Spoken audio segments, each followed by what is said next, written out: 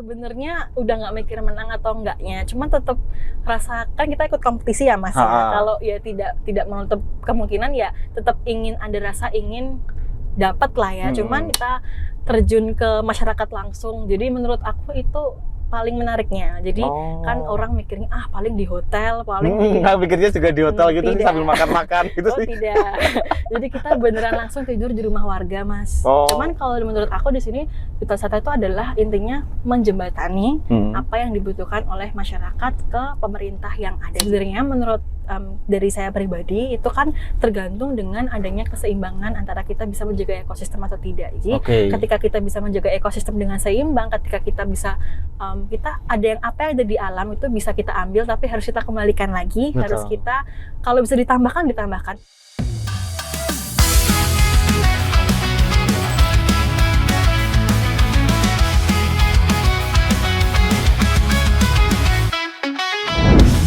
Menyusuri jalan cerita, tokoh inspiratif dari Nusantara. Mobil melaju, cerita pun dimulai. Roda berputar, penuh badan besar. Jalan panjang, penuh harmoni. Surik, cerita unik lokal. Inspirasi kita.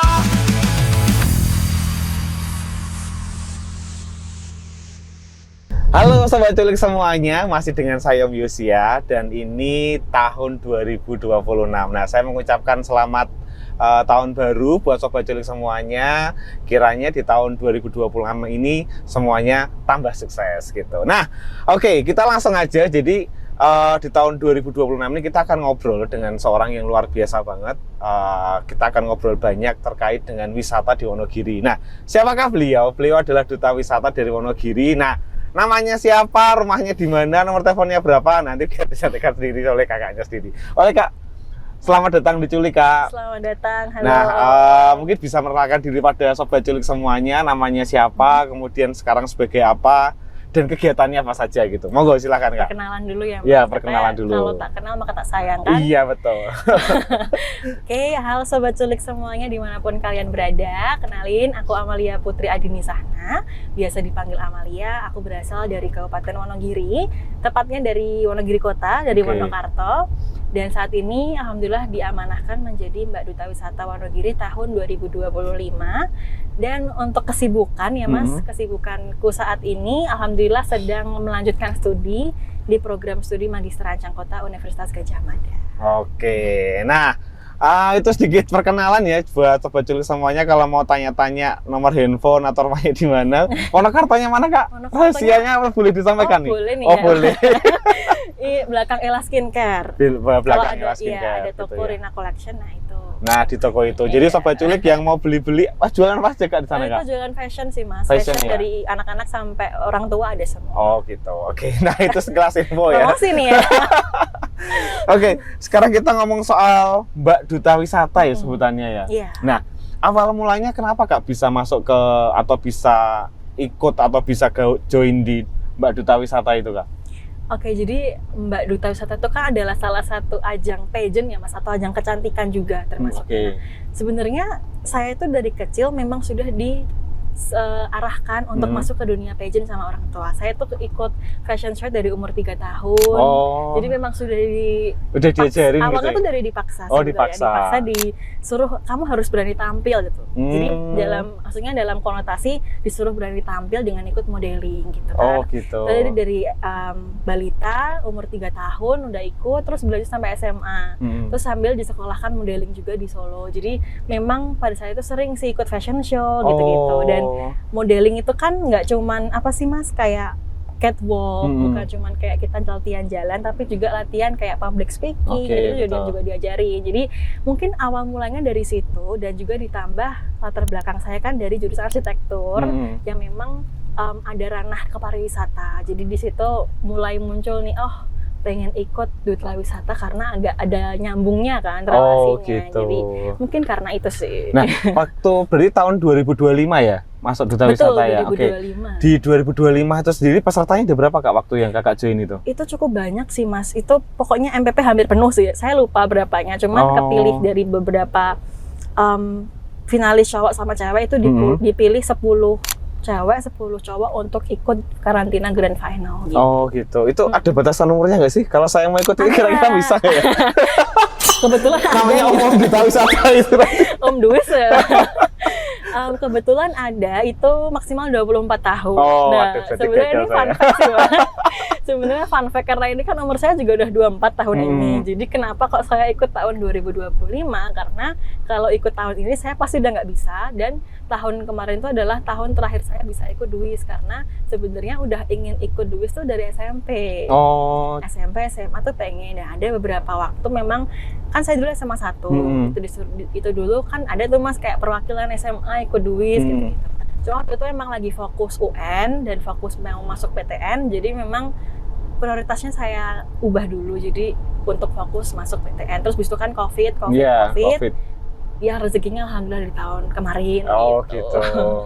Oke, waktu kita cerita ya, waktu Duta Wisata ya, supaya teman-teman Sobat Culik juga dapat gambaran juga. Ketika daftar tuh berarti ujiannya apa saja Kak itu Kak? Ujiannya ini mungkin bentar lagi karena mungkin akan buka juga nih mungkin tahun ini ya. Nanti kita lihat. Jadi untuk apa Mas pendaftarannya itu, ya, sama seleksinya tuh biasanya apa saja gitu kan. Oke. Kemarin banyak yang tanya juga kebetulan Mas. Jadi mungkin saya jawab di sini ya. Ada administrasi dulu. Administrasi itu terkait dengan mungkin teman-teman punya piagam apa aja, terus mungkin tinggi badannya berapa, berat badannya berapa. Cuman kalau tinggi dan berat badan kayaknya nggak terlalu ini banget, cuman ada datanya gitu kan. Terus terkait dengan identitas diri dan lain-lain, administrasi lah ya. Terus setelah lulus administrasi nanti akan dipanggil untuk wawancara. Nah, wawancara itu nanti tergantung dengan video kontribusi yang sudah kita bikin. Jadi kita seleksi administrasi itu kita juga sembari mengupload video kontribusi.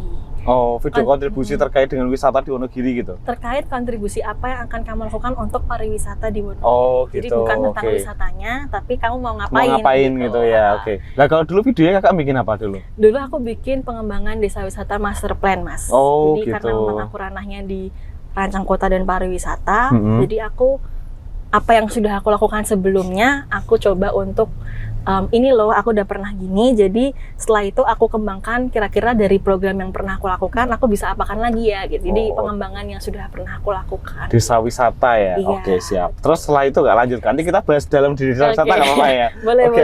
Jadi setelah tadi sampai apa Mas? Sampai ujian setelah video. Oh iya, kalau video kontribusi itu nanti kita wawancara nih kan. Nah, wawancara itu ada beberapa dewan juri. Nah, masing-masing dewan jurinya itu biasanya menanyakan, mempertanggungjawabkan apa video kontribusi kita. Dari video kontribusi, kamu mau ngapa, stepnya bagaimana, lalu pertanggungjawabannya nanti kalau misal prokermu tidak terpenuhi, kamu akan seperti apa gitu kan, karena kita hubungannya sama dinas juga kan. Jadi nggak melulu semua proker bisa kita kerjakan gitu kan. Terus setelah itu ada juga unjuk bakat. Jadi di dalam sesi wawancara itu ada kita suruh unjuk bakat gitu. Unjuk bakat misalnya nari terus apa gitu tuh? Betul, dan itu langsung di situ Mas. Oh, di spot langsung berarti ya? Waktu itu kan banyak ya peserta gitu lagi wawancara juga, kita disuruh nari di situ ya harus nari di situ. Kita suruh baca puisi ya harus situ. Jadi kayak saling mendengar lah. Istilahnya adalah bodo amat gitu.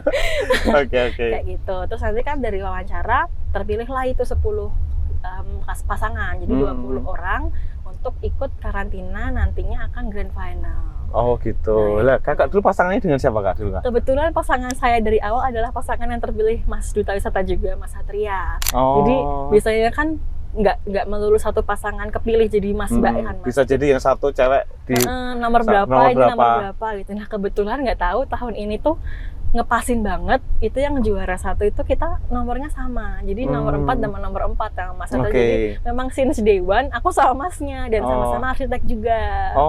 Iya, itu kebetulan banget sih. Gitu. Dan fun fact ya Mas ya, untuk yang terpilih 10 orang cewek, 10 orang cowok untuk karantina itu semuanya sebenarnya udah terpilih jadi duta wisata. Oh gitu. Jadi semuanya sudah menjadi duta wisata. Cuman yang di grand final kan itu juaranya. Jadi yang juara 1 kan Mbak dan Mas Wonogiri, yang juara 2 wakil 1 dan seterusnya. Gitu. Oh gitu. Oke. Kalau yang paling menantang selama ujian itu apa Kak? Paling menantang setelah ini ya, setelah wawancara itu gitu kan kita karantina. Karantinanya di mana itu Kak? Di Desa Tonto, Bulukerto Mas. Oh di Bulukerto. Itu beneran sih, itu kita terjun ke masyarakat langsung. Jadi menurut aku itu paling menariknya. Jadi kan orang mikirnya paling di hotel, paling nggak pikirnya juga di hotel gitu sih, tidak. sambil makan-makan gitu sih. Tidak. Jadi kita beneran langsung tidur di rumah warga, Mas. Rumah warga itu malah menurutku paling menarik sih, karena dengan kita tidur sama warga, bukan tidur sama warga, tidur di rumah warga, kan? Konotasinya bahaya itu sama warga. Tidur di rumah warga gitu kan, itu nanti kita tahu nih, oh Pak, desa ini kurangnya apa ya. Jadi dari karantina kita sambil mikir nih, oh nanti kita presentasinya mau proker apa ya gitu. Karena iya, karena pas karantina kan kita ada sesi presentasi juga Mas, sama deep interview. Nah itu menurutku yang paling menantang tuh waktu presentasi dan deep interview sih. Oh gitu. Kalau ketemu dengan yang lain, berarti kan lainnya udah jadi duta wisata semua tuh. Ada rasa minder atau ada rasa wah menang opera ya gitu, atau wes nothing tulus aja gitu sih Kak? Sebenarnya udah nggak mikir menang atau enggaknya, cuman tetap rasakan kita ikut kompetisi ya Mas. Kalau ya tidak menutup kemungkinan ya tetap ada rasa ingin dapat lah ya. Cuman menyadari kayak waktu itu tuh saingannya sangat apa ya, kelihatan gitu loh. Jadi kayak ini dari seniman, ini dari ini. Jadi menurut aku yang dari arsi tuh kayak tidak terlalu relate dengan Duis gitu loh, karena mereka yang memang kerjaannya menjadi penari, jadi memang mereka udah terjun di wisata itu sendiri, sendiri ya. Jadi ya malah sambil belajar juga gitu. Oke. Sebenarnya ada komunitasnya nggak sih Kak duta wisata gitu? Apa misalnya kayak di Wonogiri ada sendiri, terus nanti di Solo ada sendiri, terus atau ini kadang-kadang ngumpul bareng gitu, ada juga nggak sih? Ada. Jadi ada ya? Karena kita kan sistemnya paguyuban ya Mas. Jadi setelah kita terpilih 20 tadi, kita kan masuk ke namanya paguyuban duta wisata. Itulah namanya adalah Pandawagiri kalau di sini. Paguyuban Duta Wisata Kabupaten Wonogiri. Nah, kita ada perkumpulannya. Biasanya kalau di sini tuh Forum Solo Raya itu dari Duta Wisata Putra Putri Solo. Itu sering ketemu juga. Terus Boyolali, Karanganyar, Sukoharjo, terus habis itu Sragen, itu kita biasanya ada sering perkumpulan. Kayak misal, di Solo kemarin ada proker di Mangkunegaran, itu kita diundang untuk ikut prokernya, jadi sebagai tamu undangan. Jadi memang sambil ini sih Mas, sharing gitu sih. Terus yang dibahas apa kalau kumpul gitu Kak? Yang dibahas apa sih? Biasanya malah ini sih Mas, saling membagi. Oh di Wonogiri ada ini ya Mbak, oh ya besok aku kesana deh gitu. Terus aku biasanya kalau sama teman-teman Putra Putri Solo itu tanya kayak, oh Mas rekomendasi dong tempat di Solo yang ini nih. Mereka langsung kayak, oh mereka pasti tahu dong kan mereka Putra Putri Solo gitu. Sebaliknya juga kuliner yang enak di mana gitu tuh. Gitu-gitu, jadi lebih sering gitu situ-situnya. Dan Oke. mungkin bisa jadi pandangan proker untuk kita di Wonogiri juga. Bisa kita buat apa ya misalnya kayak gitu. Betul. Ya, bisa nggak disamain atau kita modifikasi sendiri gitu ya? Betul, iya. Oke. Kalau sebenarnya tugas duta wisata sendiri kalau di Wonogiri itu apakah kayak gimana sih Kak? Apakah hanya menginformasikan wisata-wisata Wonogiri atau sampai sejauh mana ruang lingkupnya gitu? Oke, sejauh mana ruang lingkupnya ini mungkin banyak yang bertanya juga sih Mas, kayak apa sih fungsinya duta wisata? Iya, gitu betul. Kan? Jadi sebenarnya untuk namanya duta itu kan pasti kita harus mempromosikan. Iya, kan, betul. Mas? Mempromosikan entah itu nanti di media sosial atau itu di masyarakatnya langsung. Cuman di sini menurut saya fungsinya duta wisata itu nggak cuman kita harus melulu mempromosikan, karena pasti mempromosikan itu semua orang pasti bisa, ya kan? Betul. Semua orang pasti bisa, semua orang, apalagi sekarang Instagram platform repost sudah ada, jadi betul. kita nggak perlu kayak bisa repost lah gitu kan. Wisata yang ada gitu kan, nggak perlu bikin sendiri. Betul gitu. Cuman kalau menurut aku di sini duta wisata itu adalah intinya menjembatani apa yang dibutuhkan oleh masyarakat ke pemerintah yang ada. Jadi misal masyarakat mau apa, kita coba untuk mengkomunikasikannya. Terus nanti gimana caranya kita bisa ngasih tahu itu, oh ini loh yang di sini kurang ke pemerintah setempat gitu. Jadi istilahnya jadi jembatan lah ya Mas. Jadi nggak hanya melulu promosi gitu, tapi kita juga harus tahu oh apa sih yang ada di tempat itu tuh kurangnya apa. Kebutuhannya apa tuh sampaikan ke pemerintah gitu. Kalau ditolak gitu gimana Kak? Ya pasti ada penolakan pasti. Maksudnya kita tidak menutup kemungkinan pasti kan itu juga pasti ada dana dan lain sebagainya kan. Karena kan biasanya berkolaborasi dengan anggaran dan lain sebagainya. Betul, iya. Dan saya juga sebenarnya pernah ini sih Mas bikin master plan desa wisata ini sebelum saya terjun ke duta wisata. Itu memang ketika saya tanya kan saya basicnya adalah community based tourism ya.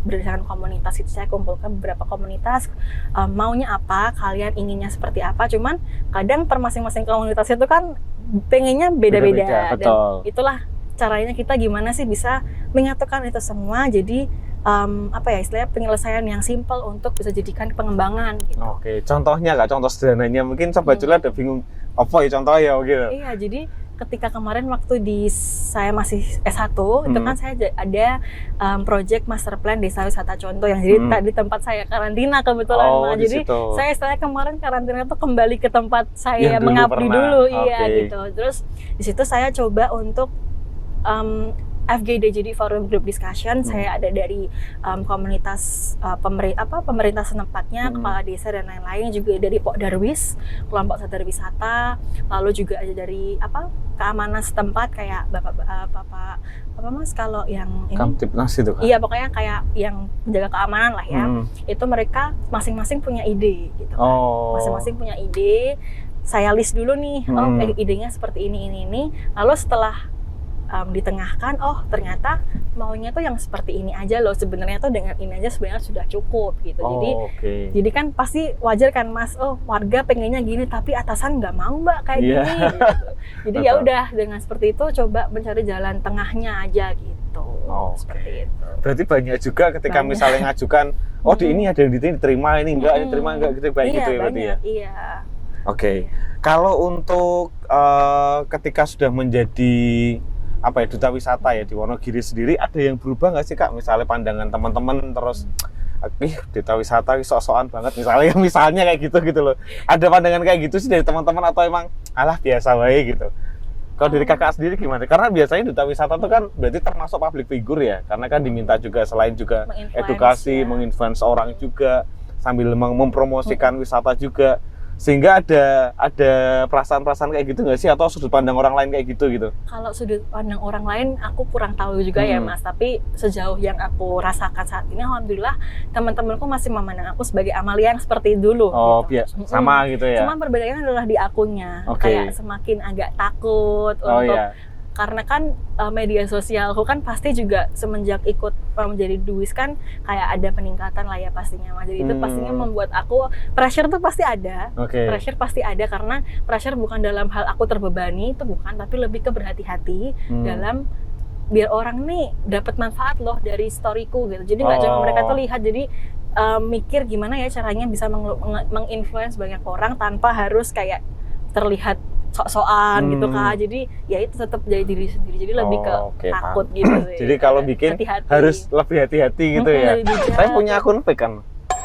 Akun misalnya di sosial media gitu kan. Jadi misalnya daripada kadang-kadang kan takut nih mengekspresikan diri, udah pakai akun fake gitu. Kalau akun juga bukan fake sih mas, lebih ke akunku sendiri, cuman mungkin lebih private aja gitu. Kalau akun fake enggak ya guys.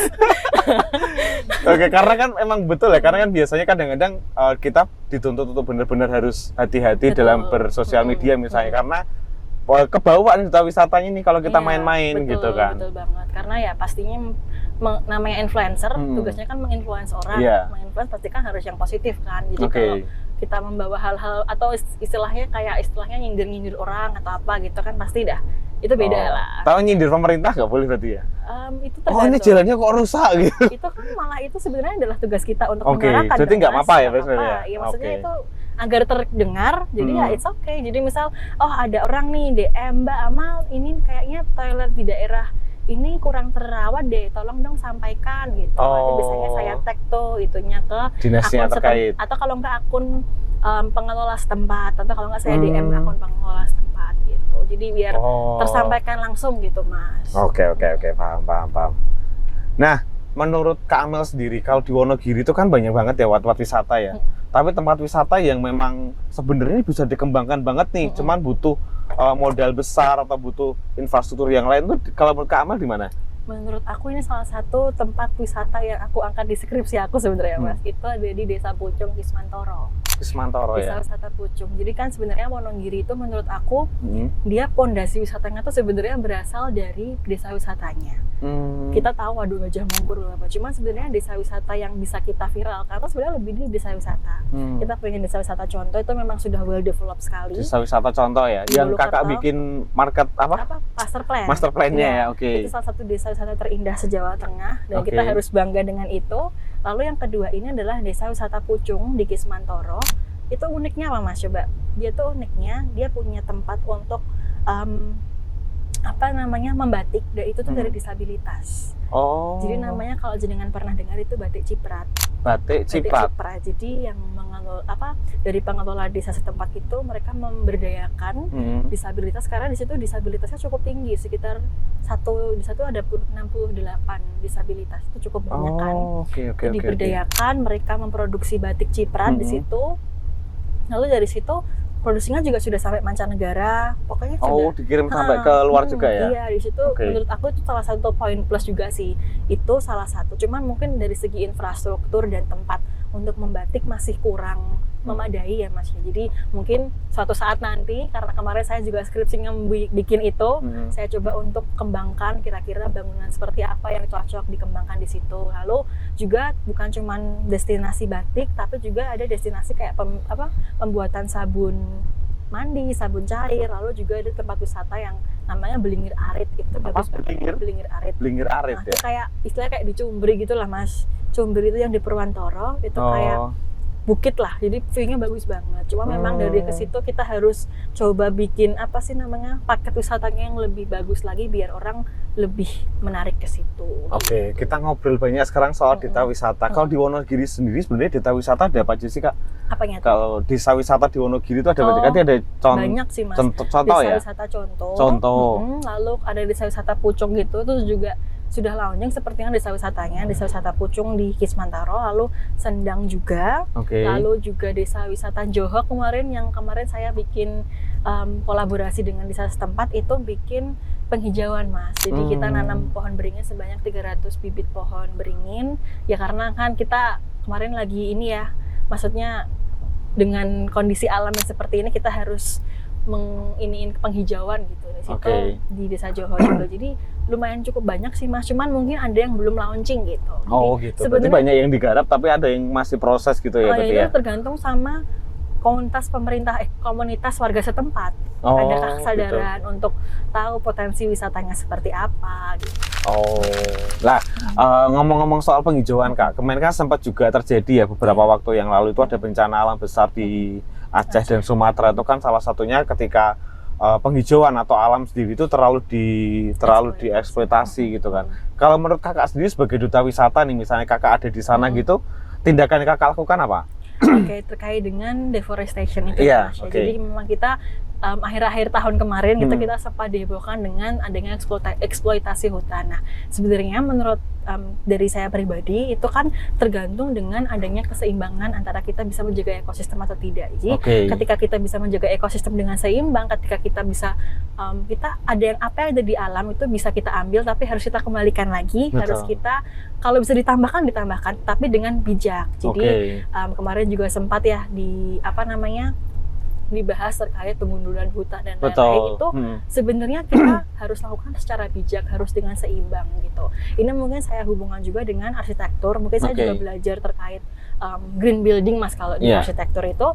Jadi ketika arsitek kan pasti kalau mau ngebangun bangunan itu pasti mau nggak mau ada pohon di situ kita dipotong mau nggak mau kan. Itu sebenarnya nggak boleh. Itu sebenarnya nggak boleh gitu. Cuman apa boleh buat gitu kan karena harus ada bangunan di situ. Jadi mau nggak mau kita harus kadang saya ngedesain itu harus nge-replace apa yang ada di dalam situ dengan tropical konsep. Jadi harus dengan ditambahi tumbuhan baru dan menanami tumbuhan baru di dalam rumahnya atau seperti apa dengan konsep yang berbeda dengan kita harus seimbang itu tadi sih. Jadi misalnya mendirikan bangunan tapi bangunannya nuansanya masih ke alam juga gitu ya. Itu kan kita tidak merusak, kita justru mengkombinasikan antara industrial dengan tropikal. Kalau untuk di Wonogiri sendiri, kita kan Wonogiri itu kan terkenal banget sama Waduk Gajah Mungkur ya. Nah, wisata yang selain dikembangkan di Waduk Gajah Mungkur itu kan ya memang ada wisatanya. Tapi kalau di tengahnya gitu apa bisa dibikin kayak misalnya rumah makan terapung atau apa gitu, bisa nggak sih Kak sebenarnya? Mungkin jangka panjang kan bisa. Kalau memang dari pemerintah dan pihak ketiga yang mengelola BGM itu akan mengembangkan itu, mungkin akan bisa, karena kan kita sepanjang WGM itu kan sudah banyak rumah makan. Itu kan Mas ya. Emang mungkin identiknya WGM itu memang daerahnya memang bakar-bakaran nila dan lain sebagainya. Itu mungkin akan jangka panjangnya mungkin possible juga untuk dijadikan seperti itu. Cuma untuk saat ini kan memang kita fokus ke wahana air yang memang seperti di Sarangan lah ya. Kayak di Sarangan kayak ada speedboat dan lain-lainnya, itu menurut aku mungkin akan bisa possible sih masih bisa dikembangkan juga. Tergantung nanti bagaimana dari pemerintah dan masyarakat setempat menerima atau tidaknya. Gitu. Karena kan bisa juga kayak di Maldives itu kan juga ada juga misalnya dibikin hotel tapi nuansanya di laut di tengah, itu kan juga bisa juga itu keren tuh. Bisa keren. Cuma nanti mungkin kembali lagi Mas, kita harus menempatkan sesuai nggak sama lokalitas yang ada gitu. Betul. Jadi nggak mungkin dong hotel di tengah-tengah sementara yang lainnya kan kayak konteksnya disesuaikan gitu. Jadi mungkin kalau konteks Wonogiri lebih ke bangunan yang bambu-bambu gitu kan, situ mungkin juga disamakan dengan konteks tempat kayak di Pantai Gading Purba itu yang rumah makan itu kan juga sesuai lah ya, maksudnya kayak ada gazebo-gazebonya gitu ya. Kayak gitu kan lebih ke lokalitasnya gitu. Oke Kak, kan kebanyakan dari teman-teman dari anak-anak muda Wonogiri juga pasti akan punya keinginan untuk menjadi duta wisata di Kota Wonogiri sendiri. Nah, kalau dari Kakak sendiri tips dan triknya untuk menjadi duta wisata tuh gimana Kak? Karena Kakak sudah ngalami nih, pasti kan tahu kan. Terus tips dan triknya kayak gimana? Mungkin bisa sampaikan sama Sobat Culik. Tips and triknya ya. Mungkin menjadi duta wisata tuh kan kalau menurut kalian atau menurut teman-teman ini lihatnya yang penting harus cantik, yang penting harus ganteng, yang penting harus tinggi. It's totally wrong. Tapi yang penting adalah kalian harus pahami dulu daerah kalian itu mana, dan kalian harus tahu potensi daerah kalian itu apa aja, kamu mau kontribusi apa.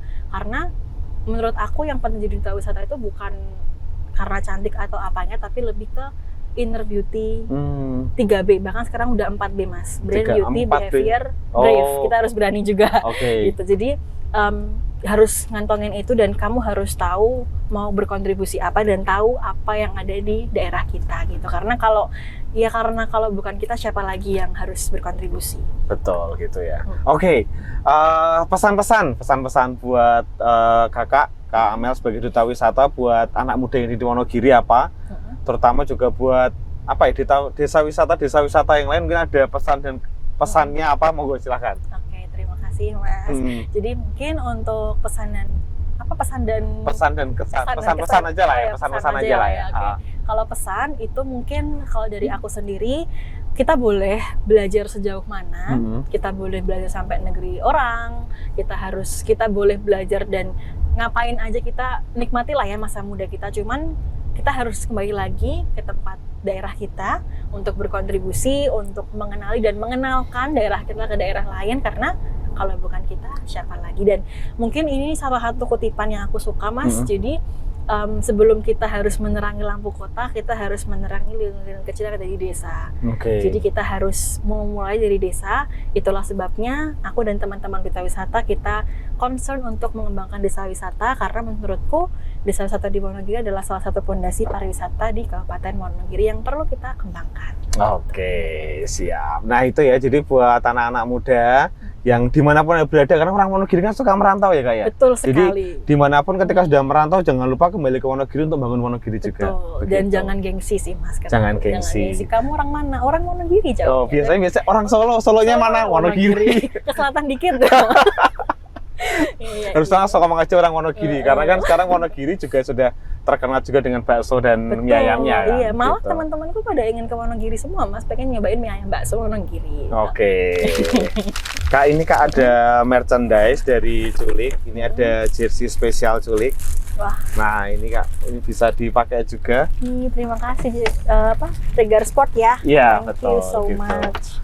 Gitu Kak, terima kasih banget untuk obrolannya, luar biasa banget. Harapan dari saya, teman-teman Sobat Culik semuanya bisa bisa menjadi inspirasi dan juga bisa mendorong buat generasi muda untuk bisa terus mengembangkan wisata di daerahnya. Amin. Gitu. Terima kasih Kak. Terima kasih Om. Sobat Culik semuanya, keren banget kan? Pokoknya teman-teman Sobat Culik semuanya, jangan lupa tetap tonton channel Culik kesayangan kita. Juga kalau buat teman-teman Sobat Culik ada rekomendasi siapa sih yang mau diculik, bisa langsung informasikan atau tulis di kolom komentar supaya pasti kita akan culik begitu. Itu dari saya. Bye-bye.